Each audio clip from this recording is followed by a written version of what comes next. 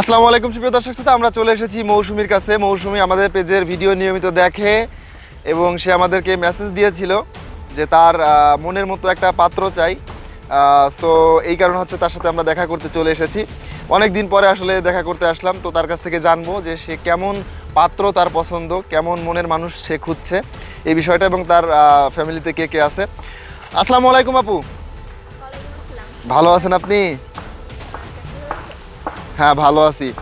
তো আপনি আপনার নামটা যদি একটু বলতেন। আমার নাম মৌসুমী। আপনার নাম মৌসুমী, নায়িকা মৌসুমী? না, এটা আসলে আমার বাবা মানে অনেক শখ করে দিচ্ছে। আচ্ছা আচ্ছা, আমি প্রথমে আপনাকে যে প্রশ্নটা করবো সেটা হচ্ছে, আপনি এত সুন্দর একটা মেয়ে, হ্যাঁ, আপনার ফ্যামিলি সম্পর্কে আমি জানি, সেটা আমরা বলবো। তো আপনি কেন অনলাইনে এই বিজ্ঞাপন দেওয়ার চিন্তা ভাবনাটা করলেন বিয়ের জন্য?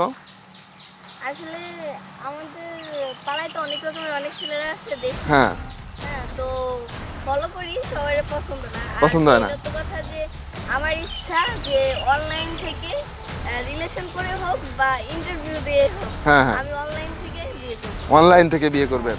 আচ্ছা আচ্ছা, আপনার ফ্যামিলিতে কে কে আছে? আমার ফ্যামিলিতে কেউই নাই বলতে আমার বাবা আছে, হুম। আম্মু আছে। আর আমি আমার বাবা মার একমাত্র মেয়ে। আচ্ছা, আপনার কোনো ভাই বোন নেই না? না, ও আচ্ছা আচ্ছা, আপনার বাবা কি করে? আমার বাবা বিজনেস আছে। বিজনেস আছে? হ্যাঁ। আচ্ছা, তুমি কোন ক্লাস পর্যন্ত পড়ছো, বা তুমি কোন ক্লাস পর্যন্ত পড়াশোনা করেছো? আমি ক্লাস 10। এসএসসি বল, এসএসসি পরীক্ষা দিছো? হ্যাঁ, বা ইন্টার এসএসসি পরীক্ষা দিছো, মানে ইন্টারে ভর্তি হয়েছো আর কি? Inter first year. আচ্ছা, ওইখান থেকে। হ্যাঁ, তুমি কোন ক্লাস পর্যন্ত পড়ালেখা করেছো? আপনি আবার প্রথমে তো তুমি করে ভাই আমি, প্রথমে তো আপনি করে আইছি।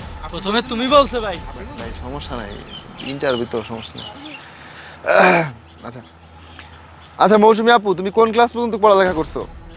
আমি এসএসসি পরে ইন্টার ভর্তি হয়েছি। ইন্টারে ভর্তি হয়েছো? ও আচ্ছা আচ্ছা, তুমি যে এই যে বিয়ের জন্য অনলাইনে, ভাই এই যে আপনি ভুলায় লাইছেন সিকোয়েন্স মাথার ভিতর।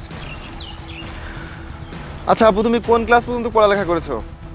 আমি এসএসসি পরে ইন্টার ভর্তি হয়েছি। ইন্টারে এখনো পড়ালেখা চলছে, তাই তো? আচ্ছা, তো তোমার কেমন ছেলে পছন্দ? কেমন ছেলে?